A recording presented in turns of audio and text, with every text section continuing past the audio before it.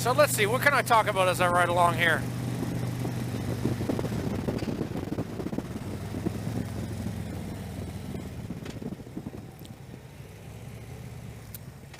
I saw this video recently.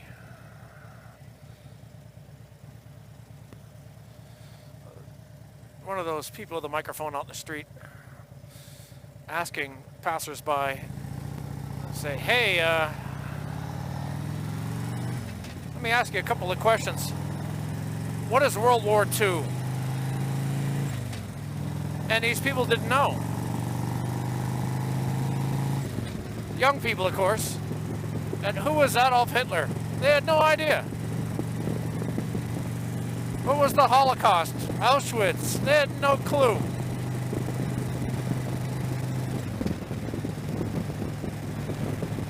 And I'm thinking, well, these people were like in their 20s, Americans, and they didn't know what World War II is? I mean, what are they teaching them in high school? How can you not know what World War II is?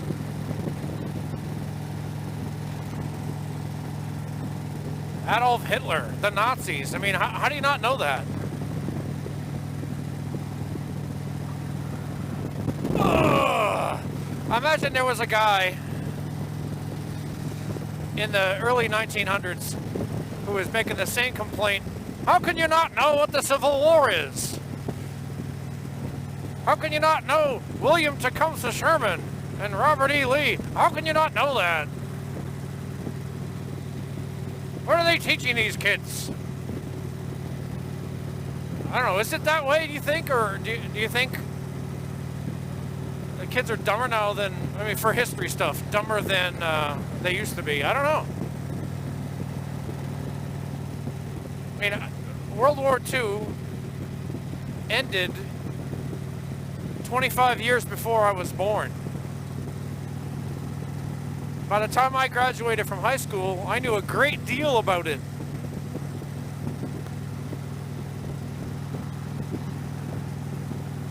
So I don't know, maybe they're just not teaching it like they used to.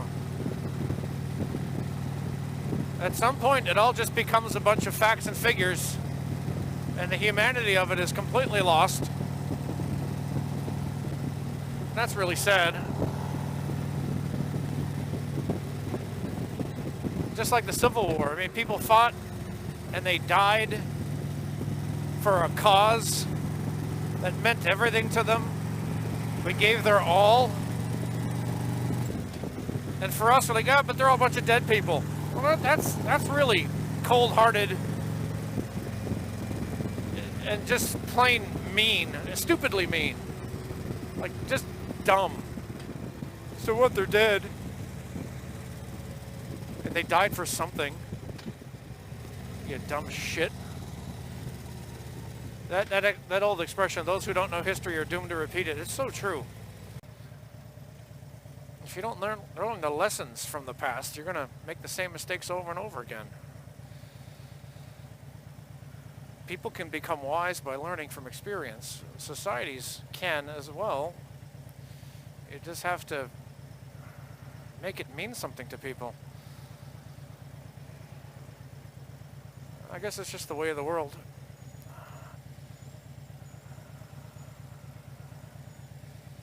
Myself, I love history. I think it's great. History and science, I like them both. Look at this idiot texting. I'm glad you're in front of me and not behind me.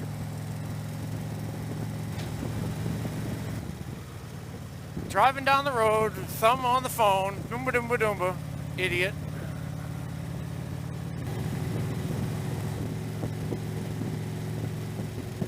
So folks, are you into history? Do you like history like I do? I mean, I'm not an aficionado on anything, but I do know a fair amount about the past. I used to give lectures in my classes about the Cold War, World War II, the Kennedy assassination.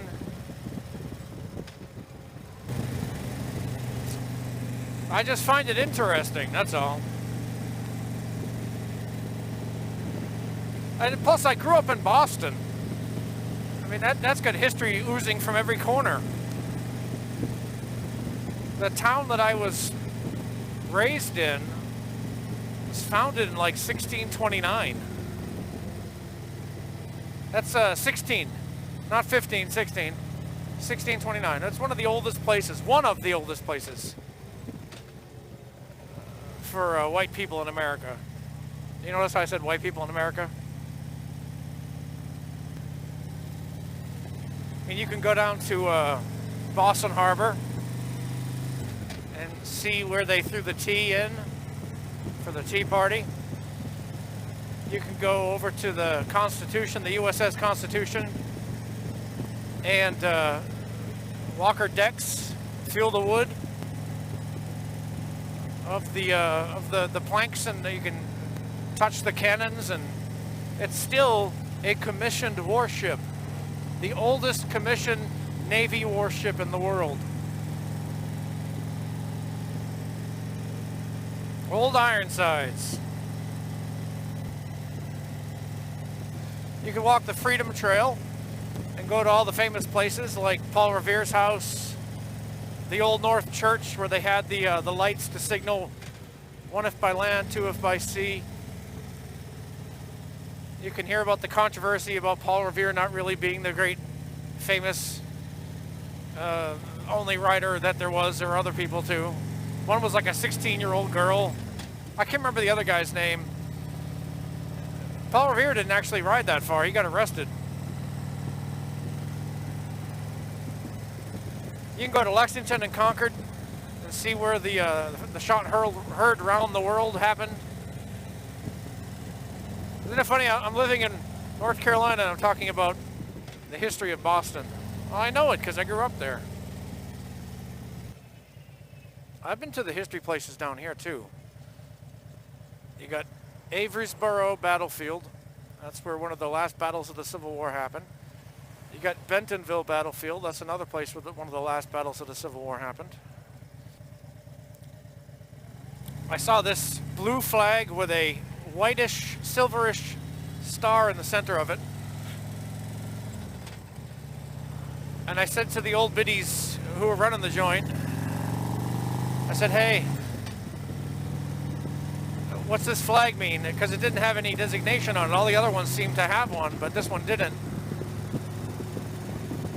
So the old ladies talked amongst themselves and they said, oh honey, that must be a Yankee flag. So I went home, looked it up. Turns out that was the original flag of the Confederacy. That must be a Yankee flag. History. People don't know it. And they were working there. Bless their hearts. I don't really claim to know a lot about anything. I know enough to get me in trouble, that's for sure.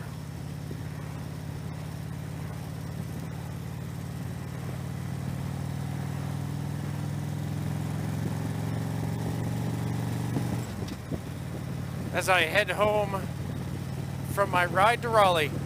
You might be wondering why I went to Raleigh. I got myself a rain suit, a proper rain suit. I had one years ago and it just kind of went to crap. So then I got one, not a real rain suit, but a frog togs from a friend of mine. Gave me some frog togs. Well, there was a guy today made a post on one of my videos from like a year ago. I was talking about my Stage 1 Air upgrade, and he says you got to take the plastic backing off of the air cover. That's what a Stage 1 Air upgrade is all about, is making the bike breathe better. You got to take that plastic cover off the back. Like I'm some kind of an idiot, right? So I said to him, look, I know the plastic cover is not on there anymore, because I saw the bike before and I saw the bike after. So I know that plastic cover is not on there anymore. and B, it was done by Ray Price Harley-Davidson. Ray Price is one of the premier motorcycle drag racers in the country. And his team that he oversaw did it. I think they know what the hell they're doing. So I think they did it right. He's like, no, dude, I had a stage 1 upgrade too, and yours ain't right. Like, what are you talking about? You see something for a half a second in a video and you can diagnose a problem? So I went outside and I took a picture. I'll put the picture in the video here.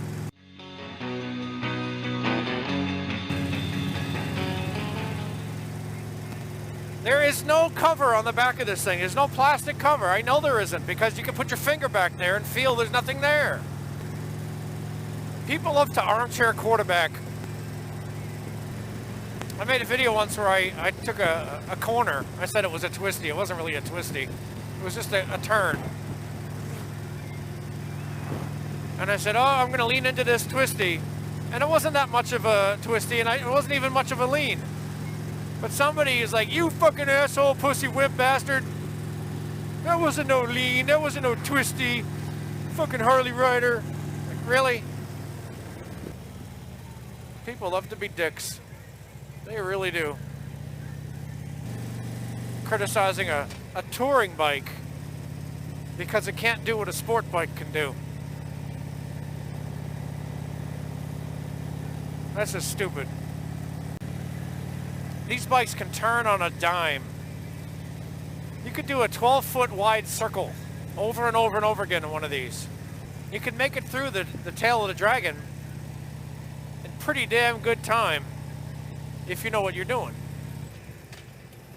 Ain't nothing wrong with these bikes. Just because they can't go 287 miles an hour doesn't make them any less of a motorcycle. All right, it's Mike Haley 7. Talk to you later.